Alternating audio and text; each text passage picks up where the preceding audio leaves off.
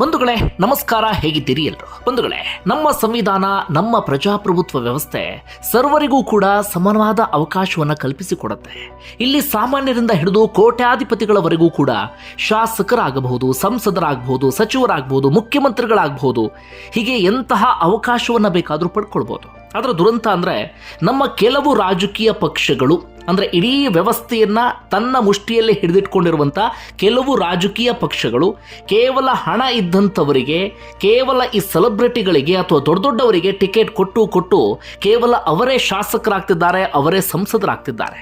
ಸಾಮಾನ್ಯ ಜನರು ಕೇವಲ ಜೈಕಾರವನ್ನು ಹಾಕೋದಿಕ್ಕೆ ಸೀಮಿತವಾಗಿದ್ದಾರೆ. ಇದು ನಮ್ಮ ವ್ಯವಸ್ಥೆಯ ದುರಂತ. ಆದರೆ ಈ ಪಕ್ಷದ ವಿಚಾರದಲ್ಲಿ ಗಮನಿಸಿದಾಗ, ಅಂದರೆ ಪ್ರಮುಖ ಎರಡು ರಾಷ್ಟ್ರೀಯ ಪಕ್ಷ, ಒಂದು ಬಿಜೆಪಿ ಮತ್ತೊಂದು ಕಾಂಗ್ರೆಸ್, ಈ ಎರಡು ಪಕ್ಷಗಳಿಗೆ ನಾವು ಕಂಪೇರ್ ಮಾಡಿ ನೋಡಿದಾಗ ಕಾಂಗ್ರೆಸ್ಗಿಂತ ಈ ಕ್ಯಾಂಡಿಡೇಟ್ಗಳನ್ನು ಆಯ್ಕೆ ಮಾಡುವಂಥ ವಿಚಾರದಲ್ಲಿ ಬಿಜೆಪಿ ಎಷ್ಟೋ ಪಾಲು ಬೆಟರ್ ಅಂತ ಅನಿಸುತ್ತೆ. ಯಾಕಂದರೆ ಬಿಜೆಪಿಯಲ್ಲಿ ಇತ್ತೀಚೆಗೆ ಕೇವಲ ಹಣ ಇದ್ದಂಥವರಿಗೆ ಅಥವಾ ಕುಟುಂಬದವರಿಗೆ ಮಾತ್ರ ಅವಕಾಶವನ್ನು ಮಾಡಿಕೊಡ್ತಿಲ್ಲ. ಅದರ ಬದಲಾಗಿ ಒಂದಷ್ಟು ಸಾಮಾನ್ಯರನ್ನು ಕೂಡ ಗುರುತಿಸಿ, ಯಾರಿಗೂ ಗೊತ್ತಿಲ್ಲದಂಥವರು ಆದರೆ ಸದ್ದಿಲ್ಲದೆ ಏನೋ ಒಂದು ಕೆಲಸವನ್ನು ಮಾಡ್ತಿದ್ದಂಥವ್ರನ್ನ ಗುರುತಿಸಿ ಅಂಥವರಿಗೆ ಅವಕಾಶವನ್ನು ಕಲ್ಪಿಸಿಕೊಡಲಾಗ್ತಿದೆ. ಉದಾಹರಣೆಗೆ ನಮ್ಮಲ್ಲಿನ ಪರಿಷತ್ತು ಚುನಾವಣೆ ಆಗಿರ್ಬೋದು, ರಾಜ್ಯಸಭಾ ಚುನಾವಣೆ ಆಗಿರ್ಬೋದು, ಒಂದಷ್ಟು ಅಚ್ಚರಿಯ ಹೆಸರುಗಳನ್ನು ಬಿಜೆಪಿ ಮುನ್ನೆಲೆಗೆ ತರುತ್ತೆ, ಅಂಥವರಿಗೆ ಅವಕಾಶವನ್ನು ಮಾಡಿಕೊಡುತ್ತೆ. ಆದರೆ ಈ ವಿಚಾರದಲ್ಲಿ ಕಾಂಗ್ರೆಸ್ ಮಾತ್ರ ಈ ಕ್ಷಣಕ್ಕೂ ಬುದ್ಧಿ ಕಲಿತಾ ಇಲ್ಲ.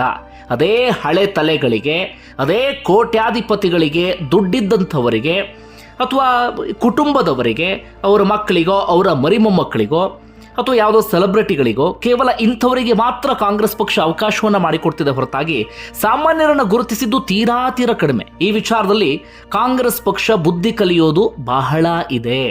ಕಾಂಗ್ರೆಸ್ ಪಕ್ಷ ಎಡುತ್ತಿರೋದು ಕೂಡ ಅಂತಹ ವಿಚಾರದಲ್ಲೇ. ಒಂದು ವೇಳೆ ಈ ಪೀಠಿಕೆಯನ್ನು ಹಾಕೋದಿಕ್ಕೆ ಕಾರಣ ಲೋಕಸಭಾ ಚುನಾವಣೆ ಹತ್ರ ಬರ್ತಾ ಇದೆ. ಹೀಗಾಗಿ ಇಂತಹ ಸಾಕಷ್ಟು ವಿಚಾರಗಳು ಗಮನ ಸೆಳೀತಾ ಇದ್ದಾವೆ. ಅಂಥದ್ದು ಒಂದು ಇಂಟ್ರೆಸ್ಟಿಂಗ್ ವಿಚಾರವನ್ನು ನಿಮ್ಮ ಮುಂದೆ ಇಡ್ತೀನಿ. ಯಾವುದಪ್ಪ ಅಂದರೆ, ಬಿಜೆಪಿ ಓರ್ವ ಸಾಮಾನ್ಯ ಮಹಿಳೆಯನ್ನು ಗುರುತಿಸಿ ಟಿಕೆಟ್ ಕೊಟ್ಟಿತ್ತು. ಆ ಮಹಿಳೆ ಎಷ್ಟರ ಮಟ್ಟಿಗೆ ಪೈಪೋಟಿಯನ್ನು ಕೊಟ್ಟಿದ್ರು ಅಂದರೆ ಇಡೀ ರಾಜ್ಯದ ಗಮನವನ್ನು ಸೆಳೆದು ಬಿಟ್ಟಿತ್ತು. ಆ ವಿಚಾರವನ್ನು ಹೇಳ್ತಾ ಹೋಗ್ತೀನಿ, ಕೇಳಿ. ಒಂದು ವೇಳೆ 2021 ಪಶ್ಚಿಮ ಬಂಗಾಳ ವಿಧಾನಸಭಾ ಚುನಾವಣೆ ಇಡೀ ದೇಶದ ಗಮನ ಸೆಳೆದಂಥ ಚುನಾವಣೆ. TMC ಮತ್ತು ಬಿಜೆಪಿ ನಡುವೆ ಜಿದ್ದಾಜಿದ್ದಿನ ಪೈಪೋಟಿ ಇತ್ತು. ಅಲ್ಲಿ ಒಬ್ಬೊಬ್ಬ ಕ್ಯಾಂಡಿಡೇಟ್ಗಳನ್ನು ಗುರುತಿಸಿ ಟಿಕೆಟ್ ಕೊಡುವ ಸಂದರ್ಭದಲ್ಲೂ ಕೂಡ 100 ಬಾರಿ ಯೋಚನೆಯನ್ನು ಮಾಡಲಾಗ್ತಾ ಇತ್ತು. ಯಾಕಂದರೆ ಗೆಲ್ಲಲೇಬೇಕು ಅಂತ ಎರಡೂ ಪಕ್ಷಗಳು ಕೂಡ ಹಠಕ್ಕೆ ಬಿದ್ದಂತೆ ಅಲ್ಲಿ ಜಿದ್ದಿಗೆ ಅಥವಾ ಒಂದು ಪೈಪೋಟಿಗೆ ಇಳಿದಿದ್ವು. ಆ ಸಂದರ್ಭದಲ್ಲಿ ಒಂದು ವಿಧಾನಸಭಾ ಕ್ಷೇತ್ರದಲ್ಲಿ, ಪೂರ್ವ ಬುರ್ದ್ವಾನ ಎನ್ನುವಂಥ ಜಿಲ್ಲೆಯಲ್ಲಿ ಇರುವಂಥ ಅಸಗ್ರಾಮ್ ಎನ್ನುವಂಥ ವಿಧಾನಸಭಾ ಕ್ಷೇತ್ರದಲ್ಲಿ ಮನೆಗೆಲಸ ಮಾಡುವಂಥ ಮಹಿಳೆಯನ್ನ ಗುರುತಿಸಿ ಬಿಜೆಪಿ ಟಿಕೆಟ್ ಅನ್ನು ಕೊಟ್ಟಿತ್ತು. ಅಚ್ಚರಿ ಅಂದ್ರೂ ಕೂಡ ಸತ್ಯ. 2,500 ರೂಪಾಯಿಗೆ ತಿಂಗಳಿಗೆ 2,500 ರೂಪಾಯಿ ಬರ್ತಾ ಇತ್ತು ಆ ಮಹಿಳೆಗೆ. ಮನೆಗೆಲಸವನ್ನ ಮಾಡ್ತಿದ್ದಂಥ ಆ ಮಹಿಳೆಯನ್ನ ಗುರುತಿಸಿ ಬಿಜೆಪಿ ಟಿಕೆಟ್ ಅನ್ನು ಕೊಟ್ಟಿತ್ತು. ಅದಾದ ಬಳಿಕ ಏನಾಯಿತು ಅನ್ನೋದನ್ನು ಹೇಳ್ತೀನಿ, ಕೇಳಿ. ಭಾಳ ಇಂಟ್ರೆಸ್ಟಿಂಗ್ ಆಗಿದೆ. ಇಂತಹ ವಿಚಾರಗಳನ್ನು ನಾವು ತಿಳ್ಕೊಳ್ಬೇಕಾಗತ್ತೆ. ನಮಗೂ ಕೂಡ ಒಂದಷ್ಟು ಸ್ಫೂರ್ತಿ ಬರುತ್ತೆ ಅಥವಾ ಒಂದು ಪಾಸಿಟಿವಿಟಿ ತುಂಬುತ್ತೆ ಅನ್ನೋದು ನನ್ನ ನಂಬಿಕೆ. ಬಂಧುಗಳ, ಮಹಿಳೆಯ ಹೆಸರು ಕಲಿತಾ ಮಾಜಿ ಅಂಥೇಳಿ. ಅವರು ಆ ಭಾಗದವರೇ, ಅಂದರೆ ಪೂರ್ವ ಬುರ್ದ್ವಾನ ಜಿಲ್ಲೆಯ ಭಾಗದವರೇ. ಮನೆ ಕೆಲಸವನ್ನು ಮಾಡ್ಕೊಂಡಿದ್ದಂಥ ಮಹಿಳೆ. ಹೆಚ್ಚೇನು ಓದಿರಲಿಲ್ಲ, ಪ್ರೈಮರಿ ಎಜುಕೇಷನನ್ನು ಪಡ್ಕೊಂಡಿದ್ರು ಅಷ್ಟೇ. ಓದೋದಕ್ಕೆ ಬರೆಯೋದಕ್ಕೆ ಬರ್ತಿತ್ತು ಬಿಟ್ಟರೆ ಅದರ ಆಚೆಗೆ ಅವರು ಹೆಚ್ಚಿನ ಶಿಕ್ಷಣವನ್ನು ಪಡೆದಿರಲಿಲ್ಲ. ಯಾಕಂದರೆ ತೀರಾ ಬಡತನ ಇತ್ತು. ತುಂಬ ಚಿಕ್ಕ ವಯಸ್ಸಿಗೆ ಅವ್ರನ್ನ ಮದುವೆ ಮಾಡಿ ಕೊಡಲಾಗುತ್ತೆ. ಅವರ ಗಂಡ ಪ್ಲಂಬರ್ ಕೆಲಸವನ್ನು ಮಾಡ್ತಿದ್ದಂಥವರು. ಗಂಡನಿಗೆ ತಿಂಗಳಿಗೆ 10,000 to 12,000 ರೂಪಾಯಿ ದುಡಿಮೆ ಆಗ್ತಾ ಇತ್ತು. ಅದರ ಆಚೆಗೆ ಹೆಚ್ಚಿನ ದುಡಿಮೆ ಅವ್ರ ಗಂಡನಿಗೂ ಕೂಡ ಇರಲಿಲ್ಲ. ಹೀಗಾಗಿ ಕುಟುಂಬವನ್ನು ಸರಿದೂಗಿಸಬೇಕು ಎನ್ನುವ ಕಾರಣಕ್ಕಾಗಿ ಈ ಮಹಿಳೆಯು ಕೂಡ ಮನೆ ಕೆಲಸವನ್ನು ಮಾಡ್ತಾ ಇದ್ರು. ತಿಂಗಳಿಗೆ 2,500 ಕೊಡ್ತಾ ಇದ್ರಂತೆ. ಒಮ್ಮೆ 3 ಮನೇಲಿ ಮಾಡಿದ್ರೆ ಇನ್ನೊಂದು ಸರ್ತಿ 4 ಮನೆ, ಈ ರೀತಿಯಾಗಿ ಎಷ್ಟು ಹೆಚ್ಚೆಚ್ಚು ಮನೆಯಲ್ಲಿ ದುಡಿಯೋದಕ್ಕೆ ಸಾಧ್ಯ ಆಗುತ್ತೋ ಅಷ್ಟು ದುಡಿತಾ ಇದ್ರು. ತಿಂಗಳಿಗೆ ಒಂದು 10,000 ರೂಪಾಯಿ ಆದರೂ ಕೂಡ ದುಡಿಬೇಕು ಅನ್ನೋದು ಆ ಮಹಿಳೆಯ ಹಠ ಆಗಿತ್ತು. ಗಂಡ ಹೆಂಡತಿ, ಓರ್ವ ಮಗ ಒಂದು ಸಾಮಾನ್ಯ ಮನೆಯಲ್ಲಿ, ಗುಡಿಸಲಿನಂಥ ಮನೆಯಲ್ಲಿ ವಾಸ ಮಾಡ್ತಾ ಇದ್ರು. ತಮ್ಮ ಪಾಡಿಗೆ ತಾವು ಜೀವನವನ್ನು ಸಾಗಿಸ್ತಾ ಇದ್ರು. ಈ ಸಂದರ್ಭದಲ್ಲಿ ಏನಾಗುತ್ತೆ, ಕಲಿತಾ ಮಾಜಿ ಈ ಮನೆಗೆಲಸಕ್ಕೆ ಹೋಗ್ತಿದ್ದ ಕಾರಣಕ್ಕಾಗಿ ಒಂದಷ್ಟು ಮನೆಗಳ ಪರಿಚಯ ಆಯಿತು. ಹೀಗೆ ಸ್ವಲ್ಪ ಜನರ ನಡುವೆ ಓಡಾಡ್ತಿದ್ದಂಥ ಕಾರಣಕ್ಕಾಗಿ ಜನರ ಪರಿಚಯವೂ ಕೂಡ ಆಯಿತು. ಹೀಗಾಗಿ ನಾನು ಯಾಕೆ ಈ ರಾಜಕೀಯಕ್ಕೆ ಬರಬಾರ್ದು ಅಥವಾ ಚುನಾವಣೆಗೆ ಸ್ಪರ್ಧೆ ಮಾಡಬಾರ್ದು ಎನ್ನುವಂಥ ಹಠ ಈ ಕಲಿತಾ ಮಾಜಿ ಎನ್ನುವಂಥ ಮಹಿಳೆಯಲ್ಲಿ ಬರುತ್ತೆ. ಈ ಕಾರಣಕ್ಕಾಗಿ ಬಿಜೆಪಿಯ ಪ್ರಾಥಮಿಕ ಸದಸ್ಯತ್ವವನ್ನು ಪಡೆದುಕೊಳ್ತಾರೆ. ಹೀಗೆ ಬಿಜೆಪಿಯ ಒಂದಷ್ಟು ಕಾರ್ಯಕರ್ತರು ಹೇಗೆ ಕಾರ್ಯಕ್ರಮಗಳಿಗೆ ಹೋಗಿ ಜೈಕಾರವನ್ನು ಹಾಕ್ತಾಯಿದ್ರು ಅಥವಾ ಕಾರ್ಯಕ್ರಮಗಳಿಗೆ ಅಟೆಂಡ್ ಆಗ್ತಾಯಿದ್ರು, ಹಾಗೆ ಕಲಿತಾ ಮಾಜಿ ಕೂಡ ಅಟೆಂಡ್ ಆಗ್ತಾಯಿದ್ರು. ಅದೇ ಹಠಕ್ಕೆ ಬಿದ್ದು ಒಮ್ಮೆ ಪಂಚಾಯಿತಿ ಚುನಾವಣೆಗೂ ಕೂಡ ಸ್ಪರ್ಧೆಯನ್ನು ಮಾಡ್ತಾರೆ. ಅದರಲ್ಲಿ ಗೆಲುವನ್ನು ಸಾಧಿಸೋಕೆ ಸಾಧ್ಯ ಆಗಲಿಲ್ಲ. ಅದಾದ ಬಳಿಕವೂ ಕೂಡ ಬಿಜೆಪಿ ಪಕ್ಷದಲ್ಲಿ ತಮ್ಮನ್ನು ತಾವು ಗುರುತಿಸ್ಕೊಂಡಿದ್ರು.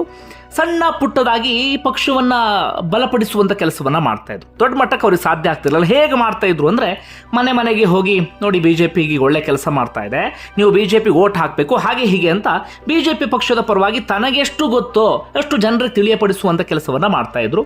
ಅದರ ಆಚೆಗೆ ಆ ಮಹಿಳೆಗೆ ಹೆಚ್ಚೇನು ಗೊತ್ತಿರಲಿಲ್ಲ. ತನ್ನ ಪಾಡಿಗೆ ತಾನು ಕೆಲಸ ಮಾಡಿಕೊಂಡು ಎಷ್ಟು ಸಾಧ್ಯವೋ ಅಷ್ಟರಲ್ಲಿ ಜೀವನವನ್ನು ಸಾಗಿಸ್ಕೊಂಡು ಹೋಗ್ತಾಯಿದ್ರು. ಅದೇ ಸಂದರ್ಭದಲ್ಲಿ ಪಶ್ಚಿಮ ಬಂಗಾಳದಲ್ಲಿ ವಿಧಾನಸಭಾ ಚುನಾವಣೆ ಬರುತ್ತೆ.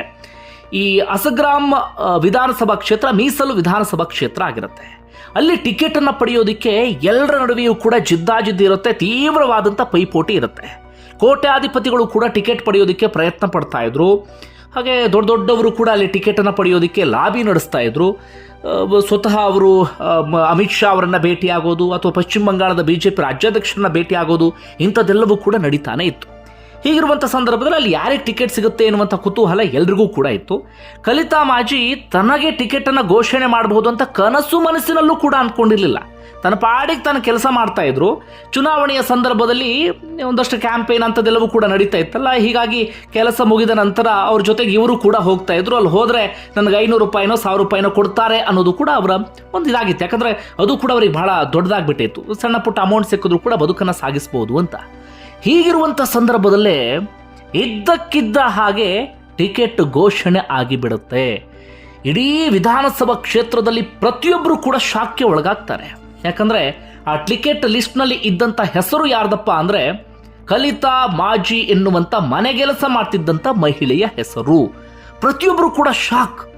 ಅಯ್ಯೋ, ನಾವೆಲ್ಲ ಟಿಕೆಟ್ಗೋಸ್ಕರ ಎಷ್ಟು ಹೊಡೆದಾಡ್ತಿದ್ದೀವಿ, ಕಲಿತಾ ಮಾಜಿ ಅವರಿಗೆ ಟಿಕೆಟನ್ನು ಘೋಷಣೆ ಮಾಡಿಬಿಟ್ಟಿದ್ದಾರಲ್ಲ ಅಂತ.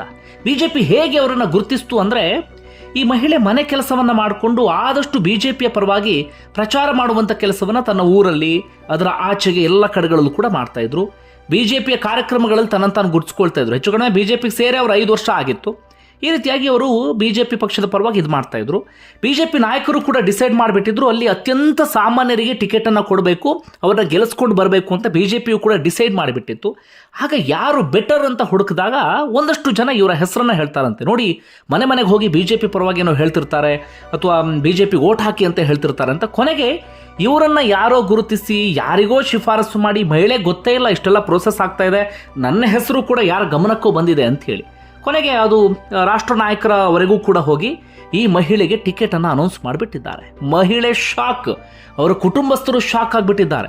ಈಗ ಸಾಮಾನ್ಯ ರೀತಿಯಲ್ಲಿ ಬದುಕನ್ನು ಸಾಗಿಸ್ತಾ ಇದ್ವಿ, ನಮಗೆ MLA ಟಿಕೆಟ್ ಅಂದರೆ ಏನು ಅಂತ ಅವ್ರು ಶಾಕ್ ಒಳಗಾಗ್ಬಿಟ್ರು. ಅದಾದ ಬಳಿಕ ಕಲಿತಾ ಮಾಜಿ ಪೈಪೋಟಿ ಕೊಟ್ಟಂಥ ಪರಿ ಇದೆಯಲ್ಲ, ನಮ್ಮೆಲ್ಲರಿಗೂ ಕೂಡ ಸ್ಫೂರ್ತಿ ತುಂಬಬೇಕು. ಅದು ಸಾಮಾನ್ಯವಾದಂಥ ಹೋರಾಟವನ್ನು ಮಾಡಿಲ್ಲ ಆ ಮಹಿಳೆ. ಅವ್ರ ಹತ್ರ ಏನೋ ಹಣ ಇರಲಿಲ್ಲ. ಅವರು ಈ ಚುನಾವಣೆಗೆ ನಾಮಪತ್ರ ಸಲ್ಲಿಸ್ತಾರಲ್ಲ, ಆ ಸಂದರ್ಭದಲ್ಲಿ ಅವ್ರು ಘೋಷಣೆ ಮಾಡ್ಕೊಂಡಂಥ ಆಸ್ತಿ ಒಟ್ಟಾರೆಯಾಗಿ ಅವರ ಮನೆ, ಮಠ, ಗದ್ದೆ, ಅದು ಇದು ಎಲ್ಲ ಸೇರಿ, ಅಂದರೆ ಜಮೀನು ಎಲ್ಲ ಸೇರಿ ಅವ್ರದ್ದು 2 ಲಕ್ಷ ರೂಪಾಯಿ ಅವರ ಆಸ್ತಿ. ಅವ್ರ ಗಂಡನ ದುಡಿಮೆ ಎಲ್ಲವೂ ಸೇರಿ ಅದರ ಆಚೆಗೆ ಅವ್ರದ್ದು ಏನೇನೂ ಕೂಡ ಇರಲಿಲ್ಲ. ಕಾರ್ ಇರಲಿಲ್ಲ, ದೊಡ್ಡ ಬಂಗ್ಲೆ ಇರಲಿಲ್ಲ, ಏನೂ ಕೂಡ ಇರಲಿಲ್ಲ. ಆದರೆ ಕಲಿತಾ ಮಾಜಿ ಎಲ್ಲೆಲ್ಲಿ ಮನೆ ಕೆಲಸವನ್ನು ಮಾಡ್ತಾಯಿದ್ರು ಅವರೆಲ್ಲರಿಗೂ ಕೂಡ ಒಂದು ಮಾತನ್ನು ಹೇಳಿದ್ರಂತೆ, ನನಗೆ ಹೀಗೆ ಟಿಕೆಟ್ ಅನೌನ್ಸ್ ಆಗಿದೆ, ನಾನು 1 ತಿಂಗಳು ರಜೆ ತಗೊಳ್ತೀನಿ, ಕ್ಯಾಂಪೇನ್ ಮಾಡಬೇಕು, ಅದಾದ ಬಳಿಕ ನಾನು ಗೆದ್ದರೆ ನಾನು ಶಾಸಕಿ ಆಗ್ತೀನಿ, ಜನರ ಸೇವೆ ಮಾಡ್ತೀನಿ, ಅಪ್ಪಿ ಸೋತ್ರೆ ನಾನು ಮತ್ತೊಮ್ಮೆ ಮನೆಗೆಲಸಕ್ಕೆ ಬರ್ತೀನಿ, ಹೀಗಾಗಿ ನನಗೆ ರಜೆ ಕೊಡಿ ಅಷ್ಟೇ ಅಂತ ಕೇಳ್ಕೊಳ್ತಾರಂತೆ. ಅವರೆಲ್ಲರೂ ಕೂಡ ಆಯಿತು ಅಂತ ರಜೆ ಕೊಡ್ತಾರೆ. ಮಹಿಳೆ ಭರ್ಜರಿಯಾಗಿ ಕ್ಯಾಂಪೇನ್ ಮಾಡ್ತಾರೆ, ಮನೆ ಮನೆಗೆ ಓಡಾಡ್ತಾರೆ, ಜನರಿಗೆ ಭರವಸೆಯನ್ನು ಕೊಡ್ತಾರೆ, ನಾನು ಓರ್ವ ಸಾಮಾನ್ಯ ಮಹಿಳೆ, ನಿಮ್ಮ ಹಾಗೆ ಇದ್ದೇನೆ, ನಾನೇನಾದರೂ ಶಾಸಕಿ ಆದರೆ ನಿಮ್ಮ ಕಷ್ಟ ಎಲ್ಲವೂ ಕೂಡ ನನಗೆ ಅರ್ಥ ಆಗುತ್ತೆ, ಹೀಗಾಗಿ ನನಗೊಂದು ಅವಕಾಶವನ್ನು ಮಾಡಿಕೊಡಿ ಅಂತ ಕೇಳ್ಕೊಳ್ತಾರೆ. ಅದರ ಪರಿಣಾಮ ಎನ್ನುವಂತೆ ರಿಸಲ್ಟ್ ಹೇಗೆ ಬರುತ್ತೆ ಗೊತ್ತಾ? ಬೇಸರ ಅಂದರೆ ಕಲಿತಾ ಮಾಜಿ ಗೆಲುವನ್ನು ಸಾಧಿಸಲಿಲ್ಲ, ಆದರೆ ಎಂಥ ರಿಸಲ್ಟನ್ನು ಕೊಟ್ಟರು ಅಂದರೆ TMC ಅಭ್ಯರ್ಥಿಯಲ್ಲಿ 1 ಲಕ್ಷ ಮತವನ್ನು ಪಡೆದುಕೊಂಡ್ರೆ ಇವರು ಬರೋಬ್ಬರಿ 88,000 ಮತಗಳನ್ನು ಪಡೆದುಕೊಳ್ತಾರೆ. ಹೆಚ್ಚು ಕಡಿಮೆ 11,000 ಓಟಿಂದ ಸೋಲ್ತಾರೆ. ಅದರ ವಿಶೇಷ ಏನು ಗೊತ್ತಾ? ಆ ವಿಧಾನಸಭಾ ಕ್ಷೇತ್ರದಲ್ಲಿ ಬಿಜೆಪಿ ಯಾವುದೇ ಅಸ್ತಿತ್ವವೂ ಕೂಡ ಇರಲಿಲ್ಲ. ಕಲಿತಾ ಮಾಜಿಗೂ ಹಿಂದೆ ಯಾರ್ಯಾರು ಸ್ಪರ್ಧೆಯನ್ನು ಮಾಡಿದ್ರು ಬಿಜೆಪಿಯಿಂದ ಅವರೆಲ್ಲ ಪಡ್ಕೊಂಡಂಥ ಮತವೇ 7,000 8,000. ಕಲಿತಾ ಮಾಜಿ ಅದನ್ನು ಎಲ್ಲಿಗೆ ತಗೊಂಡೋಗಿ ನಿಲ್ಲಿಸಿದ್ರು ಅಂದರೆ 88,000 ಓಟಿನವರೆಗೆ ತಗೊಂಡೋಗಿ ನಿಲ್ಲಿಸಿದ್ರು. ಅಷ್ಟು ಮಾತ್ರ ಅಲ್ಲ, ಎಲ್ಲಿವರೆಗೆ ಪೈಪೋಟಿ ಇದ್ದಿದ್ದು TMC ಮತ್ತು CPI ಪಕ್ಷದ ನಡುವೆ. ಅದರ ಪ್ರಪ್ರಥಮ ಬಾರಿಗೆ TMC ಮತ್ತು BJP ನಡುವೆ ಪೈಪೋಟಿ ಅನ್ನೋಷ್ಟರ ಮಟ್ಟಿಗೆ ಏರ್ಪಟ್ಟಿತ್ತು. ಕಲಿತಾಮಾಜಿ ಸೋತ್ರು ಕೂಡ ಪ್ರಬಲವಾದಂಥ ಪೈಪೋಟಿಯನ್ನು ಕೊಟ್ಟರು. ಮುಂದಿನ ಬಾರಿ 100ಕ್ಕೆ 100ರಷ್ಟು ಅವರಿಗೆ ಟಿಕೆಟನ್ನು ಕೊಡಲಾಗುತ್ತೆ. ನನ್ನ ಪ್ರಕಾರ 100ಕ್ಕೆ 100ರಷ್ಟು ಕಲಿತಾಮಾಜಿ ಗೆಲ್ತಾರೆ, ಅಂಥವ್ರು ಗೆಲ್ಲಲೇಬೇಕು. ಬಂಧುಗಳೇ, ನಿಮ್ಗೆ ಏನು ಅನ್ಸುತ್ತೆ ಕಮೆಂಟ್ ಮಾಡಿ ತಿಳಿಸಿ. ನಿಮಗೆ ಸ್ಫೂರ್ತಿ ತುಂಬಲಿ ಏನೋ ಕಾರಣಕ್ಕಾಗಿ ಸ್ಟೋರಿ ನಿಮ್ಮ ಮುಂದೆ ಇಟ್ಟೆ. ಧನ್ಯವಾದ ವಿಡಿಯೋ ನೋಡಿದ್ದಕ್ಕಾಗಿ.